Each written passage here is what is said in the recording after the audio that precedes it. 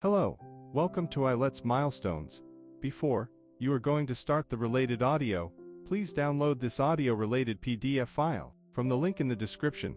I hope you are good to go, so let us begin. If you find this IELTS-related information interesting, please like and share the video as a gesture of appreciation. Section 3. In this section, you will hear a conversation between two students, Fiona and Martin, talking about a tutorial topic. First, look at questions 21 to 24.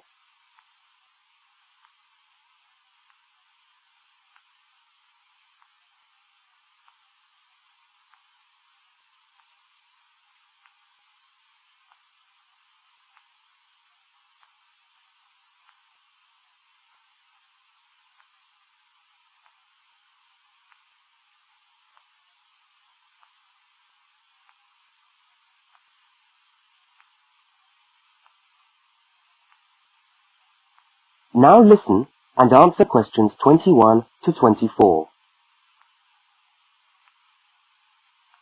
Hi there, Martin. How are you going with your Australian Studies tutorial paper? Oh, good. I finished it, actually. Lucky you. What did you do it on? I'm still trying to find an interesting topic. Well, after some consideration, I decided to look at the history of banana growing in Australia. Banana growing? Yeah, banana growing. Fascinating, I'm sure. Well, it's not as boring as you'd think. And I wanted to tie it into the work I've been doing on primary industries and the economy.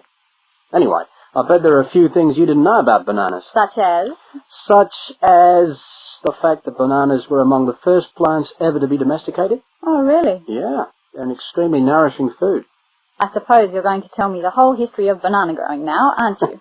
Well, it'll be a good practice run for my tutorial next week. I'll do the same for you sometime. Okay, fire away. So where were these bananas first domesticated? According to my research, the Cavendish banana, which is a type of banana, and the first type to be cultivated here, actually originated in China, but they had a fairly roundabout route before they got to Australia. You mean they didn't go straight from China to Australia? No, they didn't. It seems that in 1826, bananas were taken from South China to England. I suppose they'd have made a welcome addition to the English diet. Yes, I'm sure. Well, apparently there was an English duke who was particularly fond of bananas, and he used to cultivate them in his hothouse, which is where you have to grow them in England, of course, because of the cool climate. And they became quite popular in the UK. So he was the one responsible for cultivating the Cavendish banana, which was then introduced into Australia. I see, and we've been growing them ever since. Yeah. Now look at questions 25 to 32.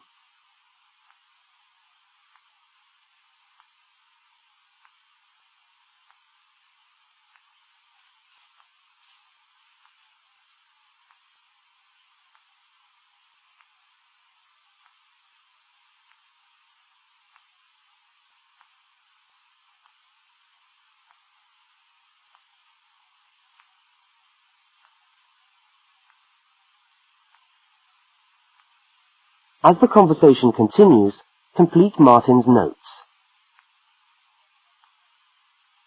Are they hard to grow? Well, yes and no. To grow them in your garden, no, not really. But to grow them commercially, you need to know what you're doing. You see, you only get one bunch of bananas per tree, and it can take up to 3 years for a tree to bear fruit if you don't do anything special to it. But this period is greatly reduced with modern growing methods, particularly in plantations where you have perfect tropical conditions. Right. So what are you looking at? 1 year? 2 years? No, around 15 months in good conditions for a tree to produce a bunch of bananas. And once you've got your bunch, you cut the bunch and the plant down. So how do the trees reproduce then? Well, bananas are normally grown from suckers, which spring up around the parent plant, usually just above the plant. They tend to like to grow uphill, or at least that's the common wisdom. So that's why banana plantations are usually on hillsides, is it? Yeah, they grow best like that. That's interesting. If you plant them in rich soil and give them plenty of water at the beginning of summer, then they should be well advanced by the beginning of winter, when growth virtually stops. But in a country like England, they're hard to grow. Although you can grow them in a hothouse. But in Australia, it's not difficult. No, though even here, the growers put plastic bags around the bunches to protect them and keep them warm. If you go up to the banana growing districts, you'll see all these banana trees with plastic bags on them. But how do they stop the bananas going bad before they reach the shops? Well, the banana bunches are picked well before the fruit's ripe. Once you cut the bunch, the bananas stop growing, but they do continue to ripen. The interesting thing is that once one banana ripens, it gives off a gas which then helps all the others to ripen. So they pretty much all ripen within a few hours of each other. Amazing. So do we export lots of bananas overseas to Europe and Asia, for instance? Well, oddly enough, no. I believe New Zealand takes a small proportion of the crop, but otherwise, well, they're mostly grown for the domestic market, which is surprising when you think about it, because we grow an enormous number of bananas each year. Yes, well, thank you for all that information. I'm sure the tutorial paper will go really well. You certainly seem to have done your research on the subject. Let's hope so. That is the end of section 3. You now have half a minute to check your answers. Thank you so much for your time. Please have a look at correct answers. Keep on practice for more better results and effective concentration. Subscribe us for more similar posts. Have a nice day.